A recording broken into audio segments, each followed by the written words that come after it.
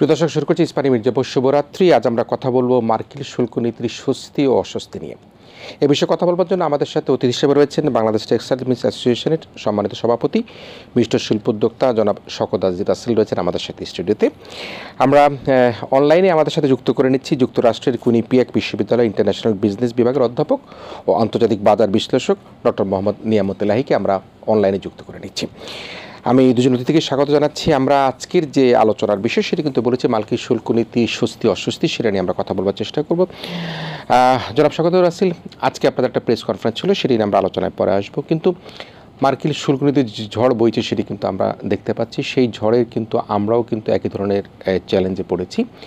সেই চ্যালেঞ্জ মোকাবেলা করবার জন্য আমাদের যে স্পেশালি আমাদের যে রপ্তানি খাত রয়েছে, উদ্যোক্তারা রয়েছে, তারা নানামুখী কর্মপরিকল্পনা গ্রহণ করছে। তবে এই ঝড় মোকাবেলা করবার আগেই প্রফেসর ডক্টর ইউনূস একটি চিঠি লিখেছিলেন 90 দিন স্থগিত করবার জন্য।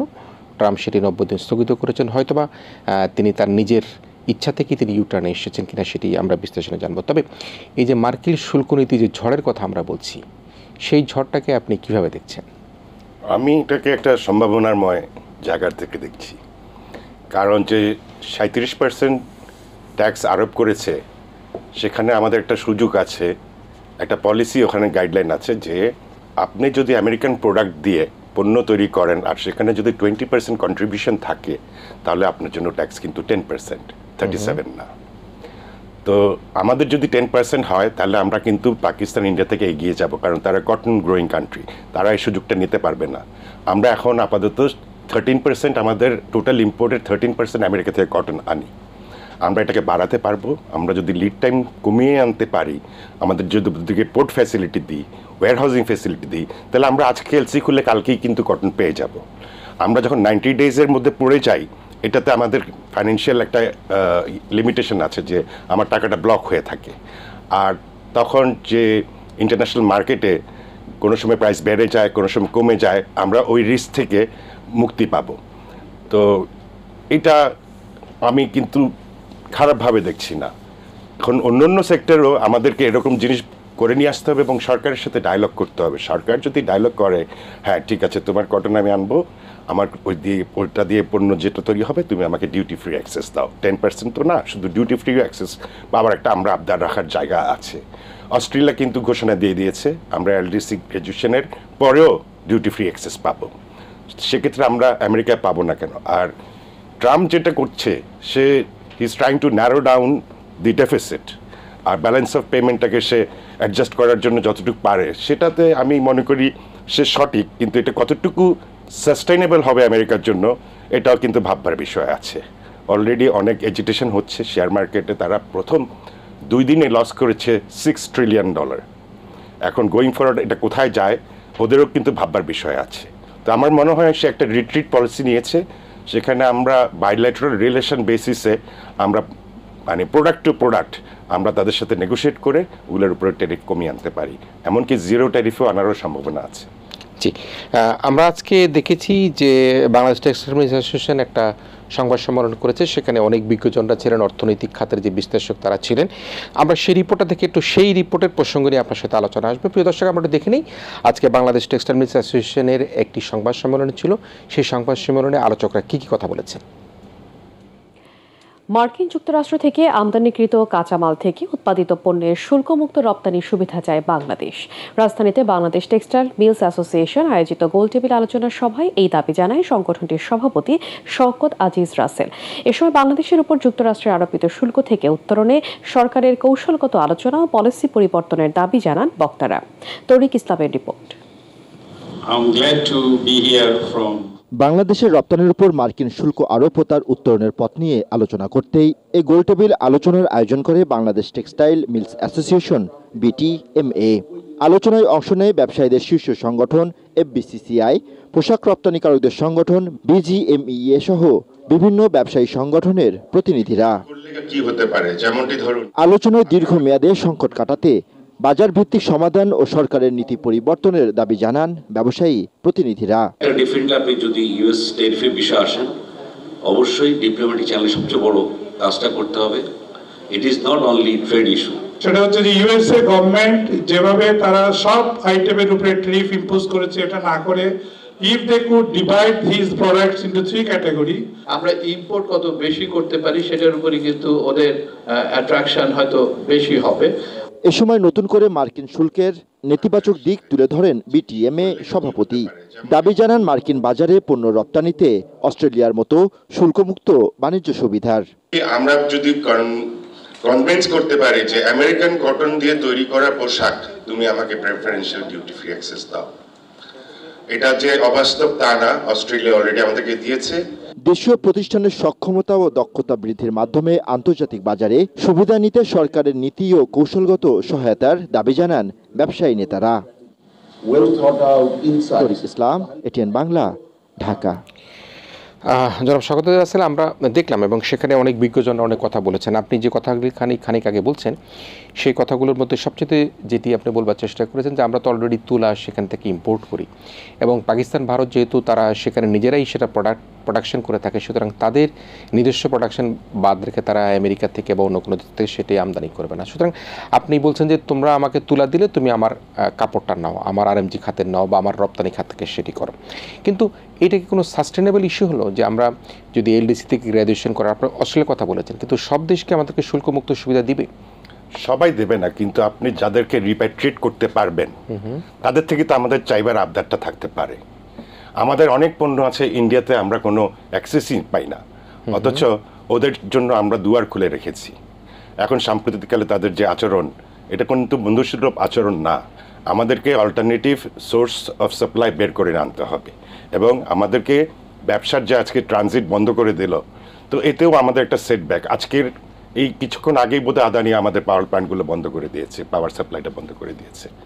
তো আমাদেরকে আসলে ইন্ডিয়ামুখী থেকে বের হয়ে আসতে হবে, স্বয়ংসম্পন্ন হতে হবে এবং আমাদের এখানে বিনিয়োগের জন্য সুষ্ঠু ব্যবস্থা করে দিতে হবে। নিশ্চয়ই আপনার ট্রান্সশিপের কথা বলছিলেন যে সেটি নিয়ে আমরা আলোচনার আবার যুক্ত হওয়ার চেষ্টা করবো। আমরা একটু মিস্টার এলাহির কাছে চলে যাই। মিস্টার এলাহি রয়েছেন কুনিপেক বিশ্ববিদ্যালয়ের শিক্ষক, মার্কিন যুক্তরাষ্ট্র থেকে আমাদের সাথে যুক্ত হয়েছেন। মিস্টার এলাহি, আমরা আপনার কাছে যাব, তবে তার আগে আমরা একটু দেখে নিই যে মার্কিন যুক্তরাষ্ট্রের যে শুল্কনীতি, বিশেষ করে আমরা যদি বলি ট্রাম্পের যে শুল্কনীতি, সেই শুল্কনীতির পর থেকেই আমরা দেখেছি যে আপনি বিভিন্ন গণমাধ্যমে আন্তর্জাতিক এবং আমেরিকান যে গণমাধ্যমগুলোতে সেগুলিতে নানা রকমভাবে এই ট্রাম্পের শুল্কনীতির তীব্র সমালোচনা, বলবো না, সমালোচনা করছিলেন এবং সেই সমালোচনার প্রেক্ষাপটে আজকে আমরা আপনাকে এখানে নিয়ে এসেছি। আসলে কি এখানে ক্রন এন্ড প্রজ রয়েছে, সুবিধা অসুবিধা কী রয়েছে, সেই ফক্স টেলিভিশনের রিপোর্ট দেখে আমরা আপনার কাছে আলোচনা আসবো। তাহলে দর্শকরা বুঝতে পারবে যে আপনি গত কয়েকদিন থেকে কী ধরনের আপনার মন্তব্য বক্তব্য পেশ করেছেন, তারপর আমরা সরাসরি আপনার কাছে আলোচনা আসবো। প্রিয় দর্শক, আমরা ফক্স টেলিভিশনে প্রচারিত একটি প্রতিবেদন দেখে নিই যেখানে প্রফেসর ডক্টর মোহাম্মদ নিয়ামত এলাহি তিনি তার বিশ্লেষণ করেছেন বাজার বিশ্লেষক হিসেবে। তারপরে আমরা প্রফেসর এলাহির কাছে ফিরে যাব। All right, Rachel, thank you. In just a matter of hours now, President Donald Trump is expected to put in place 25% tariffs on imported goods from Canada, Mexico, and China. The tariffs would force American companies buying products from those countries to pay extra money to the U.S. Treasury. Economists worry this will drive up prices for everything from food to car parts and even our utility bills. Well, tonight, Fox 61's Stefan Reels investigates what these tariffs could mean for us here in Connecticut. Here in New England, our electric grid is linked closely to our neighbors up north in Canada. But since tariffs entered the discussion, that relationship has gotten rocky. I do not see anything good coming out of this. Professor of International Business at Quinnipiac University, Mohammed Elahi, weighing in as the world waits for President Donald Trump to enact a 25% tariff on goods from Canada and Mexico, and a 10% tariff on goods from China. A move Elahi worries will put economies in disarray and limit economic growth. Why we are going after our allies, Mexico and Canada? Our economy, as a result of NAFTA, I would say all three economies, they're very integrated. If we start a trade war, it's basically a race to the bottom. This concern comes on the heels of Canadian Prime Minister Justin Trudeau's remarks only hours earlier. Of course, I won't sugarcoat it. Our nation could be facing difficult times in the coming days and weeks. In his speech, the Prime Minister specifically mentions cutting energy exports to the U.S. if tariffs were not repealed. We're ready with a response. a purposeful, forceful, but reasonable, immediate response. According to ISO New England, the organization in charge of the regional electric grid for groups like Eversource, New England has a surplus of electricity from neighboring regions, and 60% of that surplus comes from Canada. As for the tariff impact on our state, ISO New England says it can't comment because it's still waiting for guidance when tariffs are implemented. Other utility companies like United Illuminating told Fox 61 that while it does have contracts in Canada and are evaluating the potential impact, consumers may not feel an effect for several months since UI obtains its energy 6 months at a time. But right now, Elahi stresses there's a lot of variables still in the air, including what energy will be impacted and if Canada carries out its retaliation. If Canada stops supplying hydropower, if Canada also raises the price, we'll be in trouble. So I think consumers, they will feel the pinch sooner than what most people are expecting. Dr. Elahi says these tariffs won't go into effect until March 1st, but even so, he says this could all end up being a negotiating tactic from Trump and a bargaining move with other countries. But for now, in Berlin, Stefan Reels, Fox 61. আমরা দেখলাম আপনার বিশ্লেষণ mister এলাহি। আমরা একটু জানতে চাই আসলে এই ট্রাম্প যেটি বলেন আমেরিকা ফার্স্ট এবং আপনি সেখানে অবস্থান করছেন, আপনি ট্রাম্পের নির্বাচনের পরবর্তী সমস্ত অবস্থা পর্যবেক্ষণ করেছেন। ট্রাম্প হঠাৎ করে কিন্তু ইউটার্ন নিয়েছেন। আপনি আপনার বিশ্লেষণে বারবার বলছিলেন যে এটি আসলে কোনোভাবেই কোনো শুভকর কোনো কিছু নয়। আপনি কেন কি জন্য মনে করেন যে ট্রাম্পের এই যে আমেরিকা ফার্স্ট নীতি যেটা গ্রহণ করেছে একই সাথে এই শুল্ক নীতিটা কোনোভাবেই শুভকর নয় বলে আপনি মনে করছেন? আপনার বিশ্লেষণ করবেন একটু। ধন্যবাদ কিরণ, আমাকে আপনার অনুষ্ঠানে আমন্ত্রণ জানানোর জন্য এবং বিশেষত আমাদের শিল্প জগতের অন্যতম পথিকৃৎ শওকত আজিজ সাহেবের সঙ্গে একই অনুষ্ঠানে আমাকে আমন্ত্রণ জানানোর জন্য ধন্যবাদ। আসলে প্রেসিডেন্ট ট্রাম্প যে শুল্ক নীতি আরোপ করতে চলেছে কিংবা কয়েকদিন ধরে যে ঘোষণা করছে, বাতিল করছে, আবার ঘোষণা করছে, এটা আমেরিকার জন্য কোনো মঙ্গল বয়ে আনবে না এবং পুরো পৃথিবীর জন্য কোনো মঙ্গল বয়ে আনবে না। এই ধরনের ট্যারিফ আমরা যদি ইতিহাস পর্যালোচনা করি তাহলে আমরা দেখব এই ধরনের ট্যারিফ কখনোই আমাদের যে ডিজায়ার্ড গোল সেটা বয়ে আনতে পারে না। এই ধরনের mercantilist policy maybe 17th century 18th সেঞ্চুরিতে কাজ করতো, কিন্তু অ্যাডাম স্মিথের যুগ থেকে শুরু করে আজ পর্যন্ত কোনো দিন কোনো দেশে এই ধরনের ইউনিভার্সাল ট্যারিফ দেশের উপকার তো করেই না, বরং ক্ষতি করে। আমি সবসময় বলি ট্যারিফ হচ্ছে একটা লুজ প্রপোজিশন, কিন্তু আমেরিকার পয়েন্ট অফ ভিউ থেকে যদি আমি দেখি এর লং টার্ম ইম্প্যাক্ট আমেরিকার জন্য প্রচন্ড ক্ষতিকারক হবে। এবং ট্রাম্পের তো স্লোগান হচ্ছে মেক আমেরিকা গ্রেট এগেইন, সেটা কখনোই হবে না। হি উইল মেক আমেরিকা মিজারেবল। কিন্তু যেটা সমস্যা হলো, যদিও লং রানে আমেরিকার ক্ষতি বেশি হবে, কিন্তু শর্ট রানে অন্যান্য দেশ, বিশেষত বাংলাদেশের মতো ছোট দেশগুলো, তাদের জন্য এটা অত্যন্ত উদ্বেগের বিষয়। ট্রাম্পের পলিসি হচ্ছে পুরো পৃথিবীর জন্য একটা বিশাল থ্রেট, কিন্তু প্রতিটা থ্রেটের মধ্যে আবার কিছুটা অপরচুনিটিও লুকিয়ে থাকে। আমি শওকত আজিজ সাহেবের সঙ্গে পুরোপুরি একমত যে এই খারাপ অবস্থার মধ্যেও কিন্তু বাংলাদেশের জন্য কিছুটা আশার আলো হলো যে Bangladesh can renegotiate with the Trump administration. এবং আমরা যদি আমেরিকা থেকে আরও কটন ইম্পোর্ট করি এবং কটন ছাড়াও অন্যান্য আরও কিছু মেটেরিয়াল যদি আমরা ইম্পোর্ট করতে পারি এবং আমরা দেখাতে পারি যে আমরা তোমাদের প্রোডাক্ট ইউজ করছি আমাদের প্রোডাক্টের ইনপুট হিসাবে, তোমরা আমাদেরকে কিছুটা শুল্কতে ছাড় দাও, তাহলে ট্রাম্প অ্যাডমিনিস্ট্রেশন সেটা করবে। পাশাপাশি আমরা যদি আমাদের ট্রেড ডিপ্লোম্যাসিটা একটু বাড়াতে চেষ্টা করি, আমার মনে হয় আমেরিকাতে আমাদের আরও লবিং করা দরকার। এই দেশে সব কিছু হয় লবিং এবং অ্যাডভোকেসির মাধ্যমে। এদেশে যে এক্সপ্যাট্রিয়েট বাংলাদেশি কমিউনিটি আছেন, তারা বিভিন্ন সেক্টরে খুবই ভালো করছেন। আমার মতে বাংলাদেশ সরকারের উচিত এক্সপ্যাট্রিয়েট আমেরিকানদেরকে ভালোভাবে ব্যবহার করা, ডেমোক্র্যাট এবং রিপাবলিকান দুটি পার্টিরই নীতি নির্ধারকদের সঙ্গে আরও যোগাযোগ বৃদ্ধি করা এবং আমেরিকার ট্রাম্প অ্যাডমিনিস্ট্রেশন কিভাবে নেগোশিয়েট করে সেটা পর্যালোচনা করে আমাদের আরও সুন্দরভাবে নেগোশিয়েট করতে হবে। আমি মনে করি যে বাংলাদেশের জন্য এত থ্রেটের মধ্যেও হয়তো আমরা এটার থেকে আমরা উত্তরণ পাবো, provided we play our cards properly. We have to know how to play the cards with the Trump administration. জি, আপনার কাছে আরেকটা প্রশ্ন জানতে চাই, সেটি হচ্ছে এই যে মার্কিন যুক্তরাষ্ট্র এবং চীনের যে পরস্পর বিরোধী শুল্ক আরোপের যে 145%, আবার অন্যদিকে চীনের 125%, এই অবস্থায় কি আমরা বাণিজ্য যুদ্ধের দিকে চলে যাচ্ছি কিনা, বা আমেরিকায় কি চীনা পণ্যবিহীন কি সেখানে বাজার যে অবস্থা, সে বাজার অবস্থাকে কন্ট্রোল করা সম্ভব কিনা? আমি আজকে দেখেছি যে যেখানে ডিমের ডজন $2 থেকে $2.5 ছিল, সেটি $8 থেকে $9 হয়ে গিয়েছে। সেটি তো ডিমের ব্যাপার গেল, কিন্তু চীনা পণ্য ছাড়া কি আমেরিকা চালাতে বেগ পেতে হবে কিনা? আমার ব্যক্তিগত অভিমত হলো যে চীনের সাথে আমাদের ডিকাপলিং এই মুহূর্তে সম্ভব না। চীন এবং আমেরিকা এই দুটো ইকোনমি এমন ক্লোজলি ইন্টাগ্রেটেড যে ইচ্ছা করলে আমরা চীন থেকে সরে আসতে পারবো না। এবং ট্রাম্প যত ধরনের শুল্ক আরোপ করছে, আমার মনে হয় না সে শেষ পর্যন্ত কার্যকর করবে। আজকেই কয়েক ঘন্টা আগে আমরা জানতে পারলাম যে ইলেকট্রনিক্স, কম্পিউটার, টেলিফোন এসব আইটেমের উপর কোনো শুল্ক থাকবে না। আমার মনে হয় ট্রাম্প পুরো ব্যাপারটাকে একটা নেগোশিয়েটিং ট্যাকটিক হিসাবে ইউজ করার চেষ্টা করছে, কিন্তু তার এই বার্গেনিং চিপ হিসাবে সে যেটা আশা করছিল সে ইউজ করবে এই এক্সটেন্ড, মানে আরো বেশি শুল্ক আরোপ করে সে ভেবেছিল অন্যদের থেকে আরো সুবিধা নিবে। আমার মনে হয় সেটা সম্ভব হবে না। আমার যেটা অনুমান যে আগামী 90 দিন পরে সে তার পুরো জিনিসটা, এখন যেটা temporary pause, he will make that permanent. কারণ এই শুল্ক যদি সে আরোপ করে, এই শুল্কের কারণে আমেরিকান বিজনেসেরই ক্ষতি অনেক বেশি হবে। কারণ আমরা অনেক ইন্টারমিডিয়েট প্রোডাক্টস ইউজ করি যেগুলো চায়না, ভিয়েতনাম, অন্যান্য দেশ থেকে আসে, এবং সেগুলোর উপর শুল্ক আরোপ করলে আমাদের এই ফিনিশ প্রোডাক্টসের দাম বেড়ে যাবে।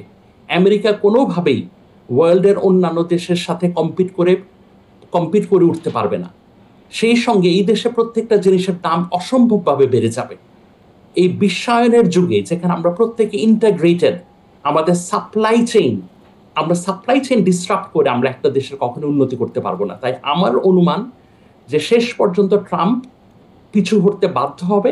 আর আমি আরেকটি ব্যাপার এই প্রসঙ্গে বলতে চাই, আপনি একটু আগে ডিমের কথা বললেন, ডিমের আসলে দাম বেড়েছে বার্ড ফ্লু ডিজিজের কারণে, এবং আমরা এখন যে হারে বিভিন্ন দেশ থেকে বৈদেশিক আনছি, হেলথ রিসার্চ বন্ধ করে দিচ্ছি, সেটাও একটা শঙ্কার কারণ ভবিষ্যতে যদি আবার কোনো প্যান্ডেমিক, কোভিড-19 মতো কোনো প্যান্ডেমিক দেখা দেয়, আমার মনে হয় না আমেরিকা আগের মতো সেটা ফেস করতে পারবে। কারণ আমরা সব জায়গায় মানুষ ছাঁটাই করছি, হেলথ সার্ভিসেস এই দেশে প্রচণ্ডভাবে কাটডাউন করা হয়েছে। আগে আমেরিকার একটা লক্ষ্য ছিল যে অন্য দেশে আমরা হেলথ সেক্টরে হেল্প করব, কেননা অন্য কোনো ডিজিজের প্রাদুর্ভাব ঘটলে আমরা অন্য দেশের বর্ডারেই সেটা থামিয়ে দেব, যেন আমেরিকাতে না আসে। কেননা আমেরিকাতে আসতে আসতে ওই জার্মগুলো আর অনেক মিউটেট করবে, নতুন ধরনের রোগ ব্যাধি দেখা দেবে। আমরা আমাদের ফরেন এইড বন্ধ করে সেই ধরনের রোগ ব্যাধি বিস্তারের আরো সুযোগ করে দিচ্ছি। সুতরাং আমার মনে হয় যে ট্রাম্প অ্যাডমিনিস্ট্রেশন এত ভুল করেছে, শুধু ট্রেড না, trade, foreign aid, foreign policy, they are all interrelated. এবং আমেরিকাতে এখন যা ঘটছে, that is nothing short of self inflicted wounds. কোনো সিভিলাইজেশনই সারা জীবন পৃথিবী ধরে রাজত্ব করতে পারে না, একদিন আমেরিকান রাজত্ব শেষ হবে। কিন্তু এখন আমেরিকা যে ভুলগুলি করছে, তারা তাদের পতন ত্বরান্বিত করছে। কিন্তু এত কিছুর পর আমার বিশ্বাস যে শেষ পর্যন্ত শুভবুদ্ধির উদয় হবে এবং ট্রাম্প তার নীতিমালার পরিবর্তন ঘটাবে। একেবারে সবশেষ যদি জানার চেষ্টা করি, আপনি তো মার্কিন যুক্তরাষ্ট্রে অবস্থান করছেন এবং সেখান থেকে আপনি ট্রাম্পের তীব্র সমালোচনা করছেন, যেটি হয়তো বা বাস্তবসম্মত আপনার দৃষ্টিতে বা অনেকের দৃষ্টিতে, বা অনেকে সেটাও মনে করতে পারেন। আমরা মনে করি যে এই শুল্ক আরোপের নীতিটা আসলে তার খুব ভালো সিদ্ধান্ত বলে মনে হয় না। তো আপনি কি মনে করেন, সেখানে আপনি যেহেতু থাকেন, সেখানে শিক্ষকতা করেন, এই যে আপনি নিজেও একটা মুখোমুখি অবস্থান ধরতে গেলে বলতে হবে আপনি বাংলাদেশের বংশোদ্ভূত একজন আমেরিকান, আপনি কি সেখানে এই ধরনের কোনো চ্যালেঞ্জ ফেস করেন কিনা? আপনি যেভাবে গণমাধ্যমে অন্য অন্য জায়গায় ট্রাম্পের শুল্ক নীতি বা অন্য অন্য যে ভুলগুলো সেগুলো নিয়ে কথা বলছেন। আমি ব্যক্তিগতভাবে কোনো সমস্যার সম্মুখীন হইনি, কিন্তু এটা সত্য কথা যে আমেরিকাতে বিভিন্ন সম্প্রদায়ের লোক, বিশেষত মাইনরিটিরা, ইমিগ্রেন্ট পপুলেশন, তারা খুবই একটি আতঙ্কজনক অবস্থার মধ্য দিয়ে সময় পার করছে। কেননা আমেরিকান ইমিগ্রেশন ডিপার্টমেন্ট এবং আমেরিকাতে অনেক এজেন্সি আছে, তার অনেক ভুল মানুষকে অন্য দেশে ডিপোর্ট করে দিচ্ছে, অনেক সায়েন্টিস্টকে ডিপোর্ট করে দিচ্ছে, যেটা আমেরিকার যেই ভ্যালিউজ ওই ভ্যালুজের সাথে মোটেও সামঞ্জস্যপূর্ণ নয়, যে কারণে অনেকেই কিছুটা মানে কথা বলতে গেলে অনেকে ভয় পায়, অনেকেই দ্বিধাগ্রস্ত। কিন্তু আমি এই ক্ষেত্রে এখন পর্যন্ত আমি ব্যক্তিগতভাবে কোনো সমস্যার সম্মুখীন হইনি। জি, ধন্যবাদ মিস্টার মোহাম্মদ। কিরণ, আমি আরেকটু যদি আমি একটা মন্তব্য করতে পারি। নিশ্চয়ই। আমি আমেরিকাতে গত 31 বছর ধরে আছি, কিন্তু এখন যে আমেরিকা, এই আমেরিকাকে আমি চিনতে পারছি না। এরকম কিছু আমেরিকাতে ঘটবে এটা 10 বছর আগেও কেউ বিশ্বাস করতে পারতো না। বাংলা একটি কথা আছে যে সুখে থাকলে ভূতে কিলায়।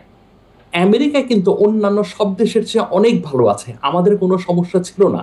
আমরা যদি ইউরোপিয়ান ইউনিয়নের সাথে তুলনা করি, জাপানের সাথে তুলনা করি, ওদের যা ইকোনমিক গ্রোথ রেট ছিল, আমাদের গ্রোথ রেট তার চেয়ে অনেক বেশি। আনএমপ্লয়মেন্ট অনেক কম, প্রোডাক্টিভিটি রেট অনেক ভালো, স্টক মার্কেট ভালো, সব কিছুই ভালো। ট্রাম্প একটি মিথ্যার উপর ভিত্তি করে মানুষের মনে একটি সংখ্যা তৈরি করছেন, এবং এদেশের মানুষ এত কিছুর পরেও কেন যে ট্রাম্পকে সাপোর্ট করছে সেটাই আমি বুঝতে পারছি না। আমার মনে পড়ে স্কুল জীবনে আমরা একটি গল্প পড়েছিলাম, পাইট পাইপার অফ হ্যামিলিন। ওই পাইট পাইপারের বাঁশির মতন ট্রাম্প বাঁশি বাজাচ্ছে, আর সব মানুষ, আমেরিকার বেশিরভাগ মানুষ এখনো তার কথাতেই মজে আছে। এটাই আমার কাছে পুরোপুরি অবিশ্বাস্য। এত কিছুর পরেও ট্রাম্প অত্যন্ত জনপ্রিয়, কিন্তু কেন? বাংলায় আরেকটি কথা আছে যে পাগলেও নিজের বুঝতে পারে, নিজের ভালো বুঝতে পারে। কিন্তু আমি সত্যি স্তম্ভিত যে বেশিরভাগ আমেরিকান এখনো বুঝতে পারছে না যে কি বিপদ আমেরিকার দিকে ধেয়ে আসে। একটা মহা সুনামির মতন বিপদ আমেরিকার দিকে ধেয়ে আসবে যদি ট্রাম্প তার পলিসি পরিবর্তন না করে। জি, ধন্যবাদ ডক্টর মোহাম্মদ নিয়ামত এলাহী, আপনি মার্কিন যুক্তরাষ্ট্র থেকে আমাদের সাথে যুক্ত হয়েছেন। নিশ্চয়ই আপনিও যদি কোনো কিছু কন্ট্রিবিউট করার মতো থাকে বাংলাদেশের জন্য, আপনি যেহেতু সেখানে আমেরিকায় প্রায় 31 বছর ধরে আছেন, নিশ্চয়ই বাংলাদেশের জন্য আপনি কন্ট্রিবিউট করবেন, এবং যেহেতু আন্তর্জাতিক বাণিজ্য বিশ্লেষক হিসেবে আপনি নানা রকমভাবে গণমাধ্যমে বিশ্লেষণ করেন, সেখানে কোথাও সুযোগ থাকলে বাংলাদেশের প্রসঙ্গটা তুলে নিয়ে আসবেন। এবং একই সাথে জনাব শওকত আজিজ রাসেল যেভাবে বললেন যে আমরা তাদের সাথে যে ট্রেড পলিসিতে যদি নানা রকমভাবে নেগোশিয়েট করি, আমরা আশা করি যে আমরা এটাকে সুবর্ণ সুযোগ হিসেবে আমরা কাজে লাগাতে পারবো। আমি মিস্টার এলাহী আপনাকে ধন্যবাদ জানাচ্ছি, আপনি আমাদের সাথে এতক্ষণ যুক্ত থাকবার জন্য। আমি স্টুডিওতে আবারও ফিরে আসছি। ধন্যবাদ ডক্টর মোহাম্মদ নিয়ামত এলাহী আপনাকে। মিস্টার শওকত আজিজ রাসেল, আপনি শুনতে পেলেন। আমরা বিশ্লেষণ যাওয়ার আগে ছোট্ট একটা প্রশ্ন করে আপনার কাছে আমরা বিরতিতে যাবো, পুরো সময়টা জুড়ে আমরা আপনার সাথে কথা বলবো। এই যে 90 দিনের স্থগিতাদেশ দেওয়া হলো, সেখানে যেটা বলা হচ্ছে যে এই যেটা জাহাজীকরণ বা এলসি ওপেন বা ওই পণ্যটা মার্কিন যুক্তরাষ্ট্রে পৌঁছানোর পরে আসলে সেই অ্যাসেসমেন্টে কীভাবে হবে? দেখা গেল জাহাজীকরণটা হয়ে গেল, সে 90 দিন পার হয়ে গেল, অথবা অ্যাসেসমেন্টটা আমেরিকায় গিয়ে সেখানে 90 দিন পার হয়ে গেল, সেটি আসলে স্পষ্ট না। আপনার বিশ্লেষণ কি হতে পারে, কি হওয়া উচিত? এইটাতে অনেক জটিলতা সৃষ্টি হবে। যেমন আমাদের যে পণ্যগুলো আমরা বানাচ্ছি এখন, সেখানে কিন্তু প্রাইস ট্যাগ প্রিন্ট হয়ে গেছে। তো আপনি এটাকে কিভাবে পরিবর্তন করবেন? ওখানে তো সব বারকোডে চলে। তো এটা একটা বিশৃঙ্খলা তৈরি করবে। ওদের কোনো ম্যানুয়াল সিস্টেম নাই, সবই কম্পিউটারাইজড। সেরকমই সবগুলো পণ্যতে গিয়েই একটা হজবরল একটা সিচুয়েশন হয়ে দাঁড়াবে। আমি মনে করি না দিস ইজ মেনটেনেবল ট্যাক্স। সে যেটা করতে চেষ্টা করছে এখন, হি ইজ ট্রাইং টু জাস্টিফাই, তার সিদ্ধান্ত সঠিক, এটা নিয়ে সে প্রেস করছে। আলটিমেটলি সে, আমি মনে করি, প্রতিটা দেশের সাথে একটা চুক্তি করবে, বাইলেটারাল একটা সিচুয়েশনে যাবে। কিছুটা হয়তো আমেরিকান ইকোনমির জন্য সাশ্রয় হয়, ডেফিসিটটা কমে আসে, কিন্তু তার এই যে ড্রাস্টিক অ্যাকশন, আমি মনে করি এটা উচিত হয়নি। পর্যায়ক্রমে করতে পারতাম। চায়নার উপর তার ডিপেন্ডেন্সি সে এত বছর ধরে বাড়িয়ে নিয়ে আসছে। এখন রাতারাতি তো আপনি এটাকে আন্ডু করতে পারবেন না। আপনাকে একটা স্ট্র্যাটেজি থাকতে হবে, 5 ইয়ার 10 ইয়ার প্ল্যানিং, যে আমি আস্তে আস্তে পর্যায়ক্রমে এটাকে ন্যারো ডাউন করে নিয়ে আসবো। এটা overnight I don't think it's possible. স্যারের সাথে আমি একমত, এবং উনি যা বলেছেন যথাযথই বলেছেন। জি, দর্শক, আমরা ছোট্ট বিরতি নেই। বিরতির পর আমরা আবারও মিস্টার শওকত আজিজ রাসেল রয়েছেন আমাদের সাথে, বাংলাদেশের বড় একজন শিল্পোদ্যোক্তা, এবং একই সাথে তিনি বর্তমানে বাংলাদেশ টেক্সটাইল মিলস অ্যাসোসিয়েশনের সভাপতি দায়িত্ব পালন করছেন। তার সাথে ফিরে আসবো ছোট্ট বিরতির পর। প্রিয় দর্শক, ইস্পানী মির্জাপুর শুভরাত্রিতে একটা বিরতি দিচ্ছি। আবারও বিরতির পর ফিরে আসবো জনাব শওকত আজিজ রাসেলের কাছে নানা প্রশ্নের জবাব খুঁজবার জন্য। ইস্পানি মির্জা শুভরাত্রিতে আবারও ফিরে এসেছি। আমাদের সাথে অতিথি হিসেবে রয়েছেন বাংলাদেশ টেক্সটাইল মিল অ্যাসোসিয়েশনের সভাপতি জনাব শওকত আজি রাসেল রয়েছেন আমাদের সাথে। আমরা ট্রাম্পের শুল্ক নীতির স্বস্তি অস্বস্তি নিয়ে কথা বলছিলাম, কিন্তু ট্রাম্পের শুল্ক নীতির পাশাপাশি যে প্রসঙ্গটি আপনি বিরতির পূর্বে আলোচনা তুলেছিলেন যে আমাদের ট্রান্সশিপমেন্ট যেটি আমরা দীর্ঘদিন থেকে সেটি সুবিধা পেয়ে আসছিলাম, সেটি কিন্তু ভারতের পক্ষ থেকে সেটি বাতিল করা হয়েছে এবং আমাদের রপ্তানিকারকরা এই ট্রাম্পের উচ্চ শুল্ক নীতির পাশাপাশি কিন্তু নতুন আর একটা চ্যালেঞ্জে পড়েছে। এখন যে প্রশ্নটি হচ্ছে সেটি হচ্ছে আমরা তো ট্রানজিট দিচ্ছি তাদেরকে, তারা ট্রান্সশিপমেন্ট বাতিল করেছে। নেটিজেনরা বা ফেসবুকে আমরা দেখতে পাই অনেকেই মন্তব্য করেন তাহলে আমাদের ট্রানজিটটা তাহলে সেখানে আমরা বাতিল করার কথা বলবো কিনা। তো সে অবস্থা আসলে এই ট্রান্সশিপমেন্ট বাতিলটা হঠাৎ করে ট্রাম্প স্থগিত করেছে, ভারত যদি স্থগিত না করে কেনই বা করলো, কী করলো, আপনার বিশ্লেষণ কী?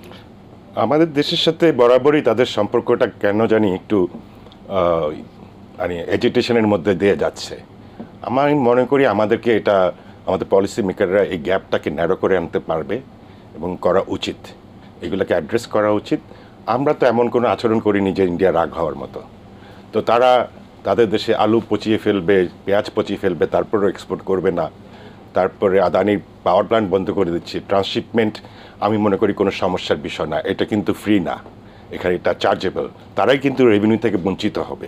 আমাদের অনেক অপশন আছে, আমেরিকা বা বিভিন্ন দেশে পণ্য, অনেক কান্ট্রি আছে যেখান থেকে আমরা দিতে পারি এবং এমনকি ক্ষেত্র বিশেষে আরও সস্তায় দিতে পারবো। আগে তো পাকিস্তানি পণ্য আসতে হতো আমাদের দেশে, আপনার ওদের কটন বা কিছু আসতে গেলে সিঙ্গাপুর হয়ে আসতে হতো, এখন তো ডাইরেক্টলি আসতে পারছে। এই জিনিসগুলো আমাদের জন্য বন্ধ করে রেখেছিল। তো আমরা স্বয়ংসম্পূর্ণ হতে আর আসলে আমাদেরকে হেল্প করছে, আমি এভাবেই দেখব। একটা সময় আপনার মনে আছে কি না কিরণ ভাই, গরু এক্সপোর্ট বন্ধ করে দিয়েছিল। এখন আমাদের দেশে ফার্ম স্বয়ংসম্পূর্ণ হয়ে গেছে। মেডিকেল ফ্যাসিলিটি আমরা তাদের উপর ডিপেন্ডেন্সি কমায় আনা উচিত।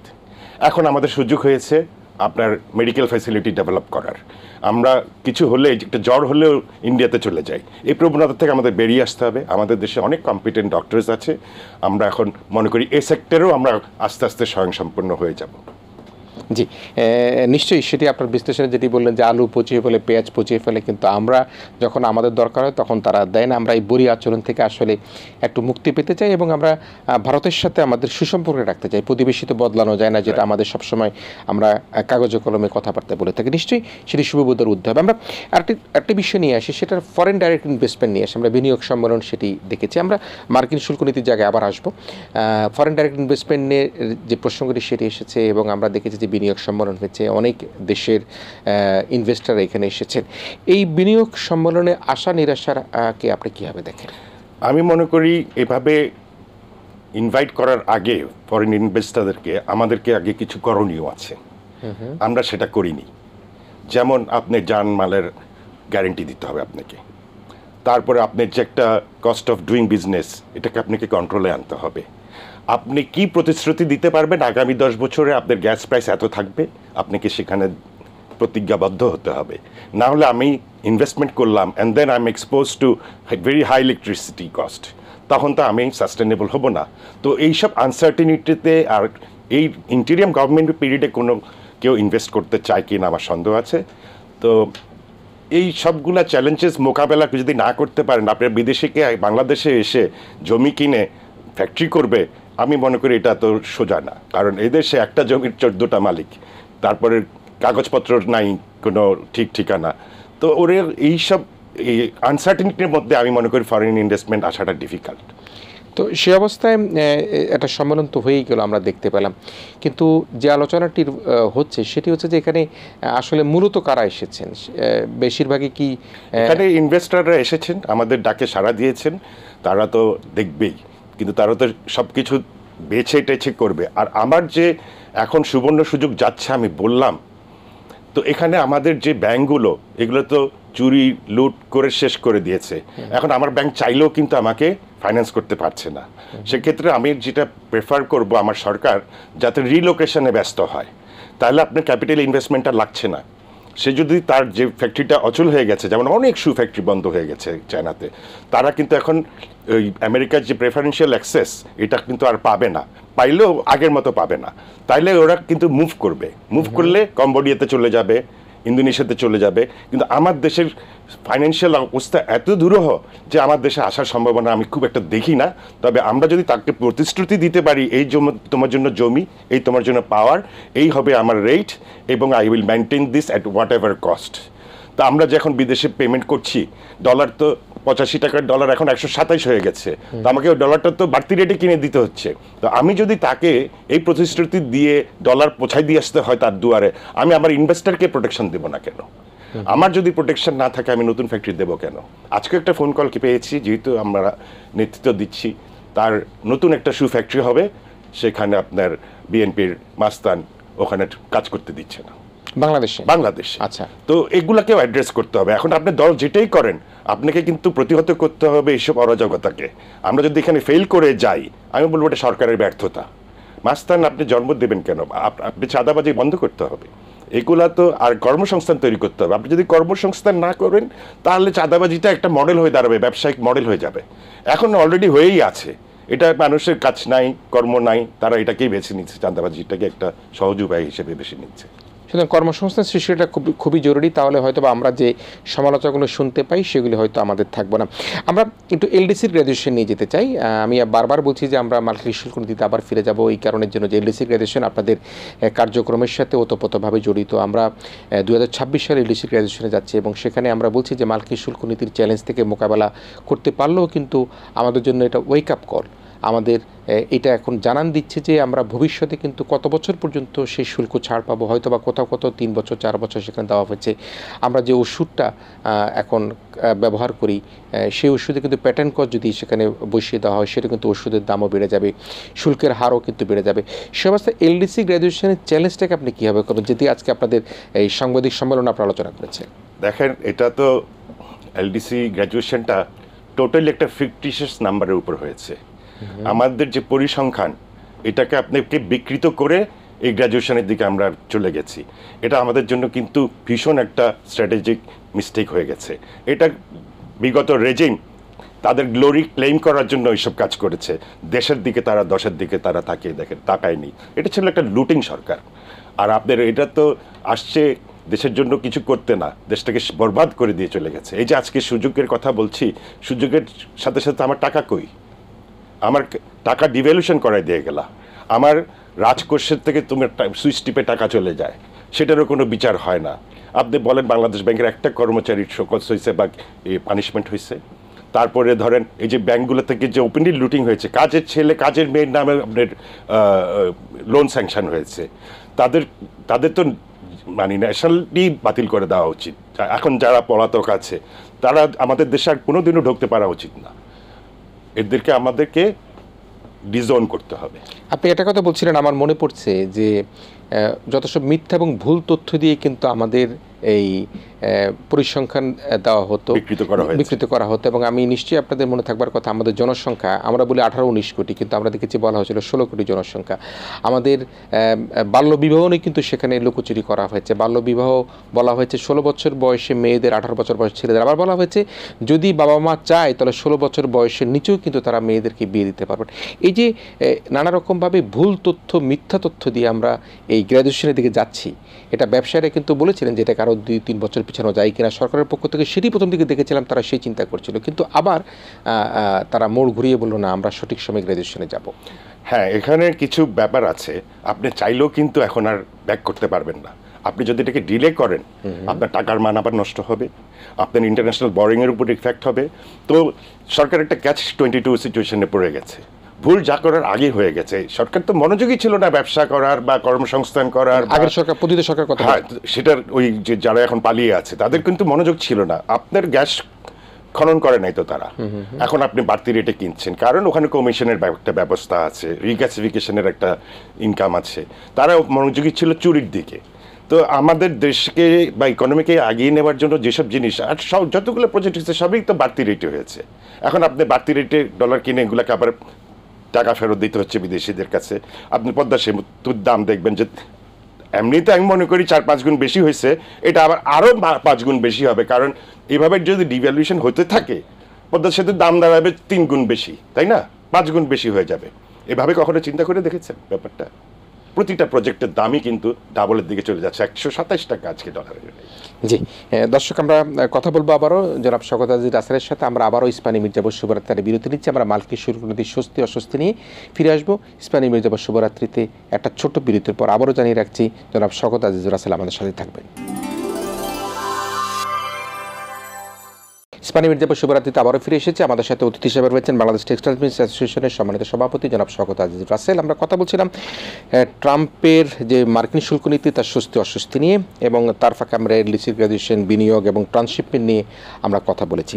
আমি একটা বিষয়ে মিস্টার রাসেল আসতে চাই, সেটি হচ্ছে যে আমরা বারবার বলি যে পতিত সরকারের আমলে আসলে এখানে কী রেখে গিয়েছে, ব্যাংক লুট হয়ে গিয়েছে, সুইচ টিপ দিলে বাংলাদেশ থেকে বিদেশে টাকা চলে যেত এবং টাকার জবমূল্যায়ন করে গিয়েছে। সেই অবস্থায় কিন্তু এখন আমরা যারা বাংলাদেশে অবস্থান করছি তারা দায় দেনা পরিশোধ করছে, এবং যারা বিদেশে আছেন আমরা গতকাল কয়েকটি পত্রিকায় দেখেছি তারা খুব ভালো ঐক্যতে খুব মানে একেবারেই মনে হচ্ছে যে এক্সপেন্সিভ লাইফ সেখানে তারা পরিচালনা করছে।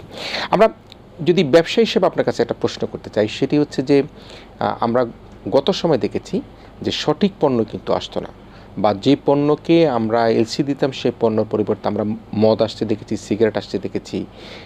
এই জায়গায় বিল অফ এন্ট্রি করবার ক্ষেত্রে কাস্টমসের জায়গাটাকে আপনি কীভাবে দেখেন, এবং সঠিক পণ্য যদি সঠিকভাবে না আসে, কম পণ্য আসে বা অন্য কোনো পণ্য যদি আমদানি হয়ে চলে আসে, সেই চ্যালেঞ্জটাকে ব্যবসা হিসেবে আপনি কীভাবে দেখেন?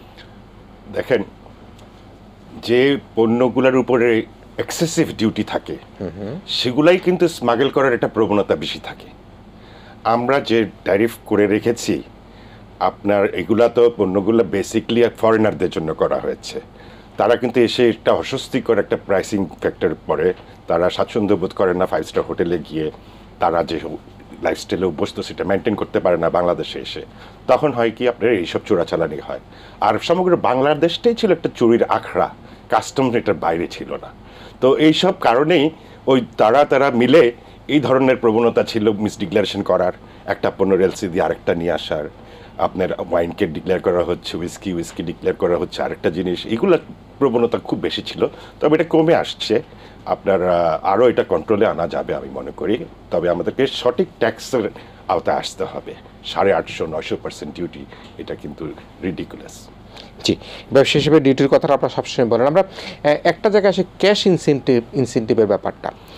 অর্থনৈতিক বিশ্লেষকরা বলছেন যে ক্যাশ ইনসেন্টিভ কিন্তু বেশি দিন চলা ঠিক হবে কিনা। আমরা এমনও দেখেছি যে কোনো এক সময় আপনি পণ্য রপ্তানি না করেও কিন্তু সে রপ্তানি পণ্যের উপরে কিন্তু ক্যাশ ইনসেন্টিভ সেখানে তুলে নেওয়া হয়েছে, অথবা দেখা গেছে পাটের জুতা পাঠানোর কথা, সেখানে পাটের জুতার সাথে প্লাস্টিকের জুতা চলে গেছে, ক্যাশ ইনসেন্টিভ নিয়ে নিয়েছে। বাংলাদেশ থেকে এটি প্রবণতা ছিল শাকসবজি রপ্তানি করলে অনেকগুলি রূপে ক্যাশ ইনসেন্টিভ আছে, কিন্তু শাকসবজি রপ্তানি হতো কিনা জানি না, বাংলাদেশ শাকসবজি কোথায় কোথায় যেত।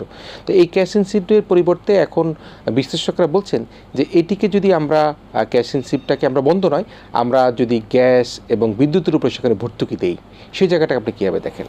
দেখেন, সরকারের ভালো সরকারকেই বুঝতে হবে কোনটা তার জন্য ভালো হবে, কোনটা তার সিটিজেনের কর্মসংস্থান করবে। এই সব কিছুর সমন্বয় হচ্ছে ইনসেন্টিভ। আমি বলছি না যে আপনি ক্যাশ ইনসেন্টিভ দেন।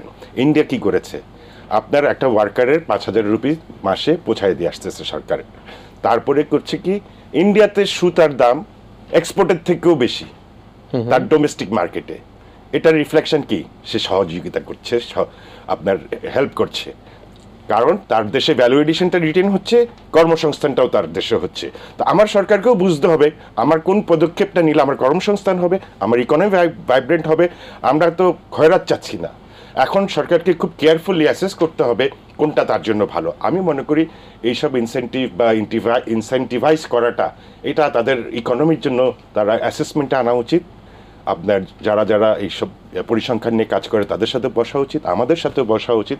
আমরা উই ক্যান ফর্মুলেট, ওরা তো খুব প্রোটেক্টিভ তাদের দেশের ইকোনমি বা আপনার মার্কেট অ্যাক্সেসকে নিয়ে, আমরা কেন প্রোটেক্টিভ হব না? আমি তো মনে করি আমাদের দুজনকেই একটা ব্যালেন্সে আসতে হবে, নেগোসিয়েশন আসতে হবে।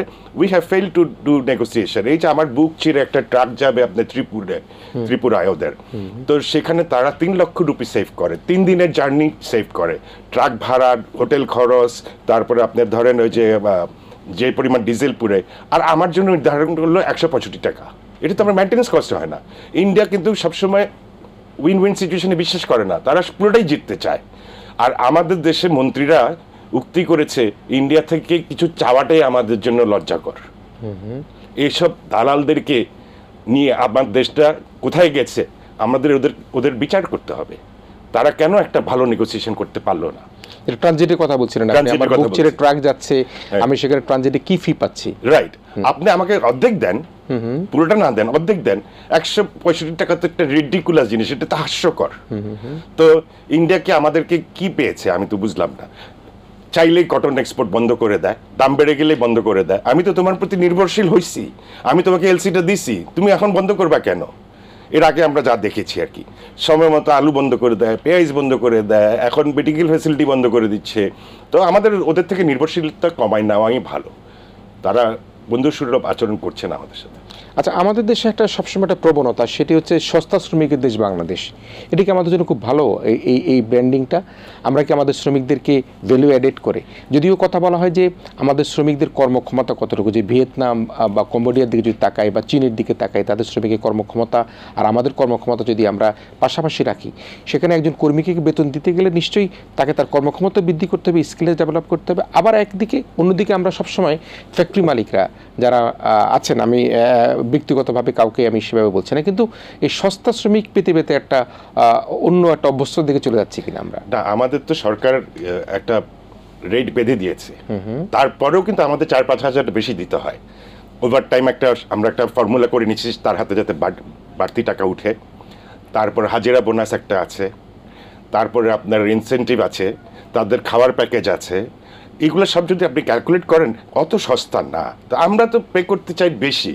এখন আমার গেটের সামনে যতটুকু কর্মসংস্থান আছে তার চেয়ে বেশি আপনার লোক এসে দাঁড়ায় থাকে চাকরির জন্য, এমনকি থ্রেট করে চাকরি দিতে হবে, মেয়েদেরকে চাকরি দিলে ছেলেদেরকে দিতে হবে। এখন ওই চাকরিটা তো সেলাই করার জন্য তো আমাদের যে সবচেয়ে সুইটেবল হচ্ছে মহিলাদেরকে, এবং তারা তো উইমেন এম্পাওয়ার করে।